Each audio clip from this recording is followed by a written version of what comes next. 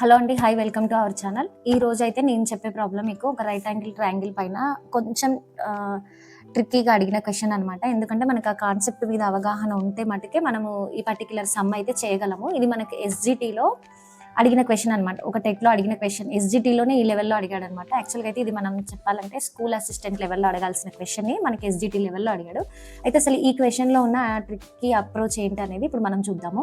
యాక్చువల్గా ఈ క్వెషన్ చూద్దాం. ఒక లంబకోణ త్రిభుజంలో భుజాలు వరుసగా x సెంటీమీటర్స్, 2x+1 సెంటీమీటర్స్ మరియు 2x-1 సెంటీమీటర్స్ అయినా x విలువను ఫైండ్ అవుట్ చేయండి అన్నాడు. అయితే మనకి ఇక్కడ ఏంటి, జనరల్గా అయితే ట్రయాంగిల్స్ పైన అడిగే క్వెషన్స్ ఏవైనా కూడా మనకి యాంగిల్స్ మీద అడగడం, అంటే పూరక కోణం ఎంత, సంపూరక కోణాలు ఎంత, ఇలాంటి క్వెషన్స్ అడుగుతాడు. కానీ ఫస్ట్ టైం ఇలా కొంచెం ట్రిక్కీగా అడిగాడు అనమాట. అయితే ఈ క్వెషన్ ఒకసారి నేను ఇంగ్లీష్లో కూడా ఎక్స్ప్లెయిన్ చేస్తాను. In a right angle triangle sides are x centimetres, 2x+1 centimetres and 2x-1 centimetres, then find the value of x అన్నాడు.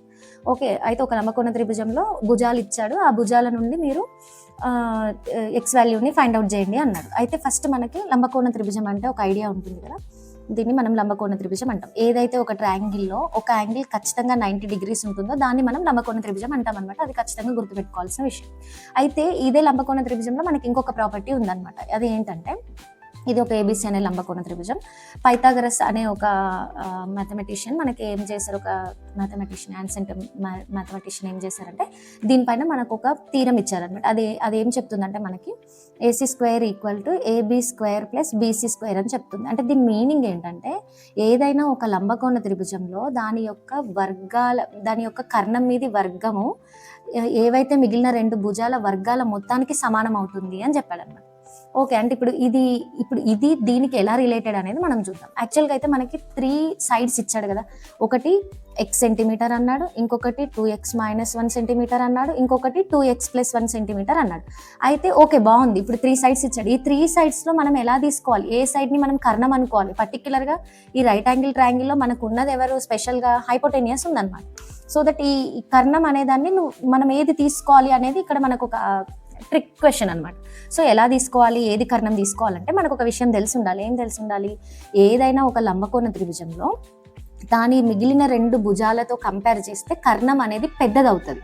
ఓకే, అయితే ఇక్కడ x అన్నాడు. ఇప్పుడు మనకు వచ్చే డౌట్ ఏంటంటే 2x+1 తీసుకోవాలా, ఈ సైడ్ 2x-1 తీసుకోవాలనేది ఒక డౌట్ అనమాట.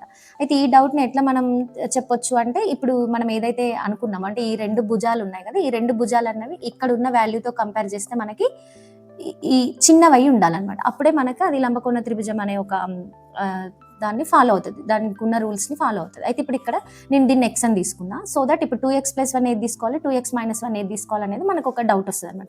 దానికోసమని మీరు జస్ట్ ఏం ట్రై చేయండి అంటే, x ప్లేస్లో ఏదైనా ఒక వాల్యూ తీసుకోండి. మనకు సింపుల్ క్యాలిక్యులేషన్ ఉండడానికి నేను 2 తీసుకుంటున్నా x వాల్యూని. ఓకే, 2 తీసుకొని ఇప్పుడు చూడండి, x వాల్యూ 2 సెంటీమీటర్స్ అయింది కదా. 2x-1 ఏమవుతుంది, 2 × 2 - 1, దెన్ 2 2 = 4, 4 - 1 ఎంత, 3 సెంటీమీటర్స్ అవుతుంది. అంటే ఇంకొక సైడ్ అనేది 3 సెంటీమీటర్స్ వచ్చింది అనుకుందాం. 2x+1 అయితే 2 × 2 + 1 కదా, అంటే 4 + 1 ఎంత అవుతుంది, 5 సెంటీమీటర్స్ అవుతుంది. అంటే దీని మీనింగ్ ఏంటి, ఇప్పుడు ఈ 5 సెంటీమీటర్స్ అనేది ఈ 2 సెంటీమీటర్స్ కంటే 3 సెంటీమీటర్స్ కంటే ఎక్కువ ఉంది కదా. సో దట్ మనం కర్ణం ఏది తీసుకోవాలి, ఇప్పుడు 2x+1 అనే దాన్ని కర్ణంగా తీసుకోవాలి. ఇది ఇక్కడ మనం ఫైండ్ అవుట్ చేయాల్సిన విషయం.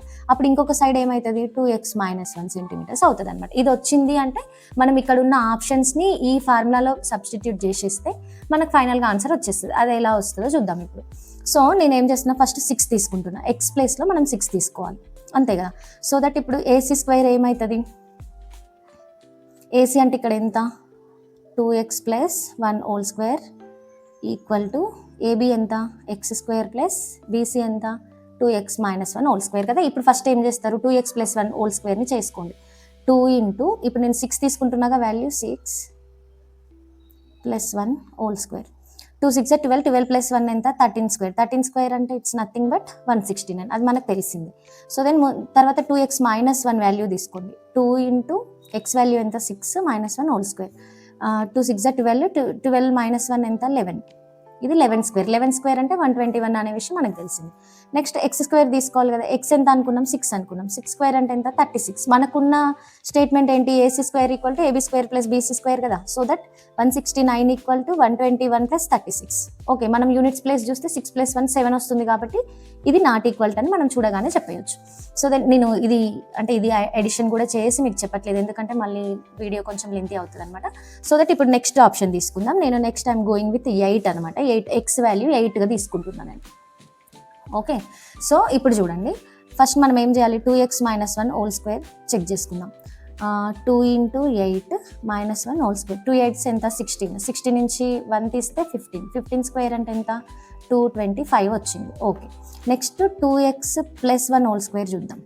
2 × 8 + 1 హోల్ స్క్వేర్.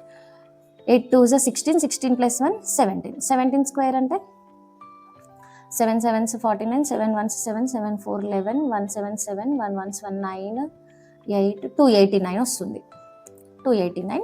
ఎక్స్ స్క్వేర్ అంటే ఎంత, 8 స్క్వేర్. 8 స్క్వేర్ అంటే ఎంత, 64. ఓకే, ఇప్పుడు చెప్పండి ఇది ఏమవుతుంది, 2x + 1 హోల్ స్క్వేర్ అంటే 289. ఓకే, 289 = 225 + 64. సో దెన్ ఇప్పుడు మనం ఒకసారి చెక్ చేద్దాం. ఇది 5 + 4 ఎంత, 9. 6 + 2 ఎంత, 8. 289 = 289. మనకు ఉన్న పైథాగరస్ థీరం నుంచి మనకి ఏం తెలుసు, AC² = AB² + BC² అని తెలుసు కదా. సో దట్ మనకి ఇక్కడ కర్ణం యొక్క వర్గం అనేది మిగిలిన 2 భుజాల యొక్క వర్గాల మొత్తానికి సమానమైంది కాబట్టి మన ఆప్షన్ ఖచ్చితంగా ఏమవుతుంది, B అవుతుంది. Okay, thank you for watching అండి. మీరు ఇంతవరకు చూసారు అంటే మీకు నచ్చే ఉండొచ్చు. ఒకవేళ ఈ వీడియో మీకు నచ్చినట్టయితే, ఇన్ఫర్మేటివ్గా అనిపిస్తే మాత్రం ఖచ్చితంగా లైక్ చేయండి. ఇంకా ఇటువంటి ఎన్నో క్వశ్చన్స్ కోసం మన ఛానల్ని అయితే సబ్స్క్రైబ్ చేయండి. Thank you for watching.